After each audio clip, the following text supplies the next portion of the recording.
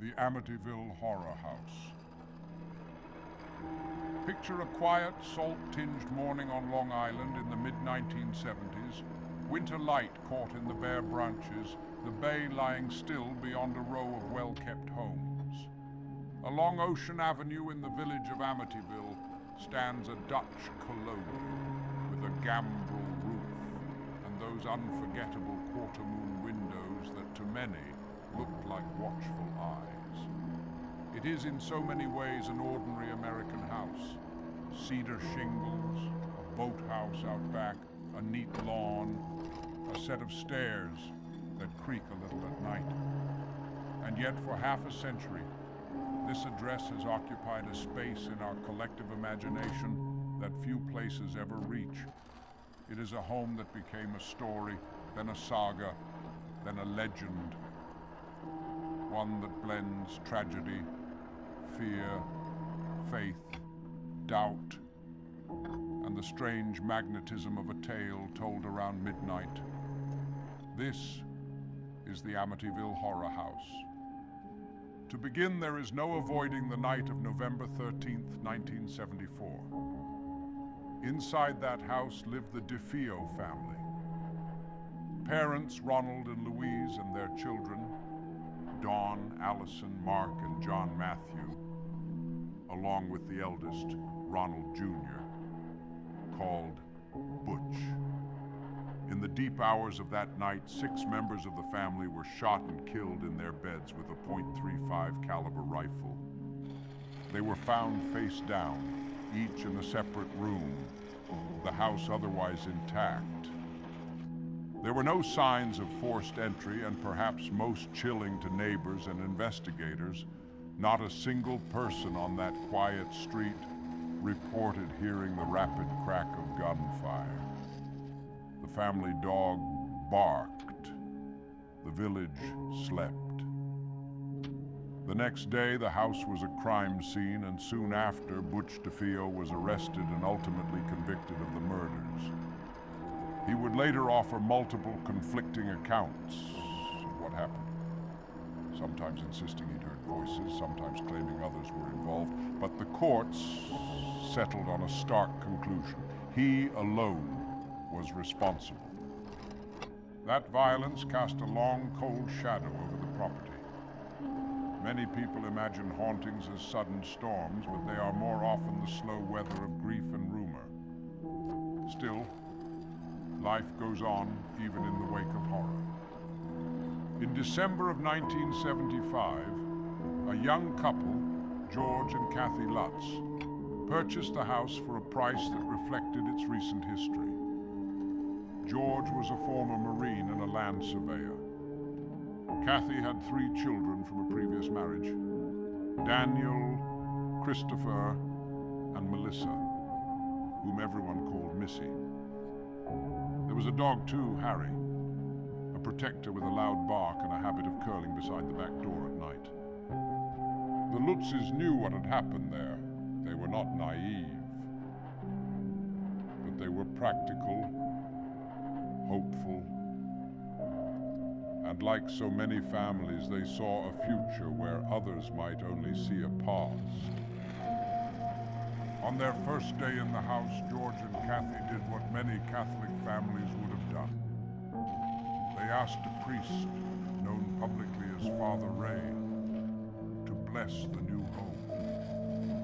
He moved from room to room with holy water, his breath visible in the chill. In the upstairs sewing room, the story goes, he felt a sudden heaviness, a sense of being unwelcome. He claimed to hear a voice disembodied and low telling him to get out. He finished blessing, but he was ill soon after, afflicted with a strange fever and painful welts on his hands. These are the sorts of details that lodge in the mind, true or not. A man of God, a simple ritual, a warning. You can almost hear the echo of it in the empty hallway. Get out. What followed over the next 28 days is either one of the most famous hauntings in American history or one of its most elaborate ghost stories. The Lutz's account, later chronicled and shaped into a best-selling book and a series of films, is a collage of unsettling moments that, taken together, form a picture of escalating dread. There were cold spots in rooms that should have been warm. Windows and doors seemed to open on their own. At least once, they were found blown out of their frames, as if by a force inside, rather than out. George woke each night at around 3:15 a.m., a time that would come to be linked to the DeFeo murders. Whether by coincidence, suggestion, or something stranger. There were swarms of flies in the winter months, absurd and infuriating. Kill them in the morning, find them again by dusk. The toilets ran with dark, viscous water. The walls, some said, wept. And then there were the personal visitations, perhaps the hardest to explain and the easiest to doubt. Kathy described moments where she felt a presence press her down on the bed, heavy and cruel. She reported dreams so vivid, they left bruises, scratches on her body as if from an unseen hand. One night she said she levitated. George, once an even-tempered man, became unrecognizable to himself. He grew obsessed with the fireplace and the cold, chopping wood, compulsively, huddling before the flames with an intensity that unnerved his wife. He stopped shaving and slept less. He heard marching footsteps in the hall and a distant spectral band tuning horns down in the living room at odd hours, like a parade that no one invited. In the basement, the family discovered a narrow, hidden space painted a startling red. A storage room small enough to make a person stoop, strange enough to earn a name: the Red Room. To some, it was merely a pantry awkwardly placed. To others, it felt like a wound inside the house. Missy, the youngest, spoke of a friend who wasn't there. She called it Jody, a pig that sometimes stood on the second-floor window ledge staring in with eyes that glowed. It is an image so specific it feels perversely like truth. Not a generic monster, but a child's tender logic. A pig, because she'd seen one once at a fair, and monsters always come dressed as something you recognize. The dog Harry whined when the family approached the boathouse after dark, refusing to go inside. Outside in the snow, George said he found cloven hoofprints that led nowhere and ended abruptly, as though something had stepped into the air and vanished. Skeptics have long pointed out that the human mind is a generous collaborator when it comes to fear. Move into a house where 6 people died and the floors will talk to you. You'll notice the cold. You'll listen for footsteps you never would have heard before. Suggestion can be contagious, especially in a family under stress. But believers answer that some experiences resist that tidy explanation. They recount objects flying from shelves, a taste of bitterness in the very air, the sting of unseen fingers on the skin.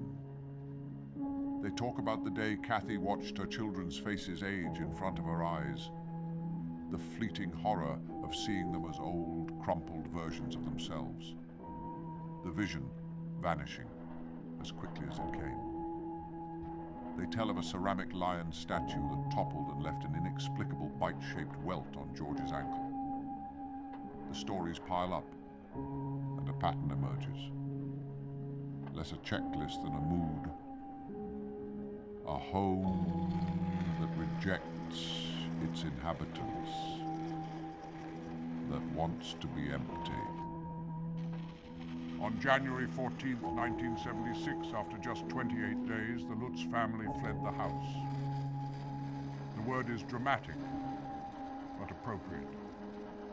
They left quickly and did not return to live there. They claimed that what happened on that final night was the worst yet. Doors slamming, cacophonous footsteps, the very structure seeming to heave around them like a living thing. They moved in with family. Their belongings remained inside for a time. Dishes still in the sink, beds uneasy and unmade. In the months that followed, investigators and paranormal researchers visited. Among them were Ed and Lorraine Warren, demonologists of considerable fame, who conducted their own overnight exploration. They, too, reported the presence of something in the house, a heaviness that gathered particularly on the second floor. A photograph taken during one of those sessions would later circulate widely. A boy peering from a doorway, eyes lit with a pale shine. Many have argued the image shows a living person, a member of the investigation team. Others swear it is proof of something else. Not long after the story was written down, shaped, polished, and put between covers. The book that followed, billed pointedly as a true story, was a phenomenon. Then came the film adaptation, and with it the long afterlife of sequels, prequels, reboots, and endless commentary. The details grew fixed in the public mind. The 28 days, the 3:15 wake-ups, the flies, the red room, the pig. Even those who never read the book or saw the movie could describe the house by sight. An ordinary design now freighted with meaning by repetition and fear. Every famous haunting carries its own litigation. The Amityville case has attracted skeptics like iron draws a compass. Critics point to inconsistencies in timelines, to the presence of creative professionals who may have encouraged embellishment, and to comments made by those involved that suggest parts of the story were dramatized, invented, or at the very least shaped to sell. It became public that the Lutzes had met with an attorney connected to the DeFeo case early on, that alcohol and brainstorming were involved, that lawsuits flew in multiple directions afterward. Skeptics also note that subsequent owners of the house have reported no unusual phenomena whatsoever, and that, beyond the residue of fame, life on Ocean Avenue has been unremarkable and neighborly. In time, the quarter-moon windows were replaced and the house number changed, in part to discourage tourists, in part to allow a family home to return to being just that. But dismissing Amityville as a simple hoax misses something essential about why the story endures. Real hauntings, if there are such things, are not solely about rattling chains and slamming doors. They are cultural mirrors. The mid-1970s were a jittery time in America. A crisis of faith in institutions, spiraling energy costs that made cold houses feel colder, rising interest in the occult and the paranormal waking up alongside a more skeptical therapeutic culture. Amityville offered a canvas onto which a generation could project its ambivalence about home and family, about the shadow behind the bright front porch light. It was a story about a dream house that betrayed a dream, about a place that ought to have been sacred turning uncanny. Horror works best, after all, when it roots itself in something ordinary that we recognize. A hallway we could walk in the dark. A window we might glance through and catch our own reflection moving. just slightly, out of step. There's also the original wound, the DeFeo murders. When a violent act occurs within a home, the rooms that held it rarely go back to being simply rooms, at least not in the public mind. Even if later owners repaint, remodel, and build new memories, the narrative memory of the place remains elsewhere, loose in the culture, retold in living rooms and sleepovers. A house is lumber and plaster, yes, but it's also a story we tell ourselves about safety and belonging. Once that story is broken, people will go searching for an explanation big enough to make sense of the break. For some, that explanation is supernatural evil. For others, it is human tragedy and the tricks of fear and suggestion. Amityville gives both camps a script they can speak fluently. Walk through the house in your imagination now. Up the front steps, through the door, into the living room where winter light runs like water across the floorboards.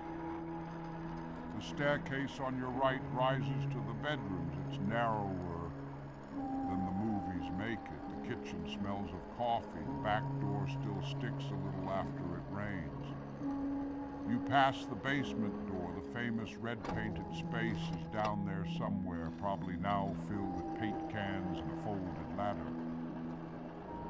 You stand in the sewing room where, according to the story, a priest once heard a warning. What would you hear if you were there alone? Most of us, in the hush of an unfamiliar room, hear our own pulse first.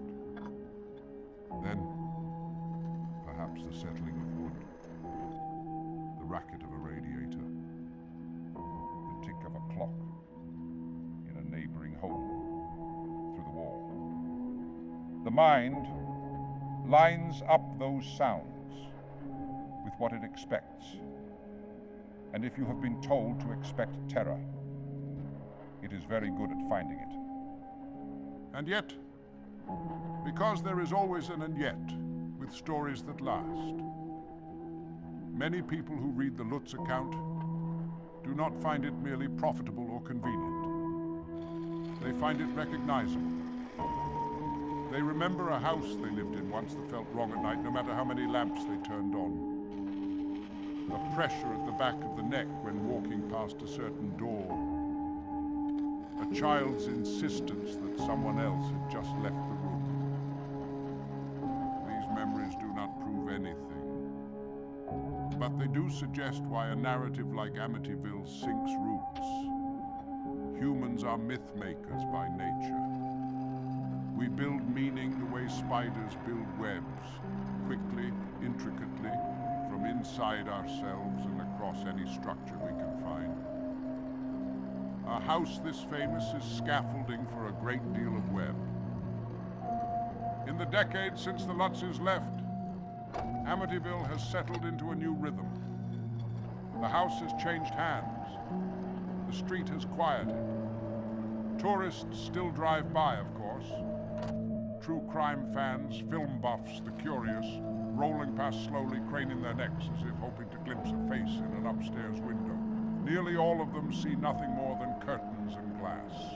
The most persistent specter there today is probably the ghost of notoriety itself, which is both milder and more relentless than anything with horns or hooves. As for the people at the center of the story, time has done what time does. It has complicated them, softened some edges, sharpened others. Ronald DeFeo Jr. eventually died in prison. His shifting versions of the crime, leaving behind more questions than clarity. George and Kathy Lutz stood by the essence of their account for years, insisting that while some details may have been simplified in the telling, they experienced events in that house that drove them out. The priest's statement has been reported in several different ways, from a hushed warning to an embellished memory to a misunderstanding. Investigators stand in camps across a well-worn line, each side certain the other has missed the point. Perhaps in the end, the most honest thing to say is that the Amityville Horror House is two houses at once. One of them is a real physical structure where a devastating crime took place and where, for nearly a month, a family felt besieged by something they could not name. That house is wood and brick and heat bills and harbor wind, a place where people laugh, cook, argue, and try to sleep. The other house is an idea, one built from sentences and film stills and late-night retellings, an edifice raised in the mind where footsteps never stop echoing and a child's friend waits by the window. Most haunted places exist in this double exposure. They are coordinates on a map and coordinates in a story. If you stand on Ocean Avenue today, as a respectful passerby, not a thrill seeker, you might notice the way the late afternoon light turns the windows gold. You might hear gulls calling from the bay and the sound of a screen door somewhere up the block. You could imagine the laughter of a family you'll never meet. You could imagine other sounds too, if you're in the mood. And you might even shiver a little, because stories have a way of reaching across years to touch the back of your neck. The Amityville Horror House is a lesson in that strange power. It reminds us that a house is never just the sum of its rooms. It's also what we bring into it. The fears, the faiths, the whispers, and the hopes. And whether you believe in ghosts or not, there is something undeniably haunting about that.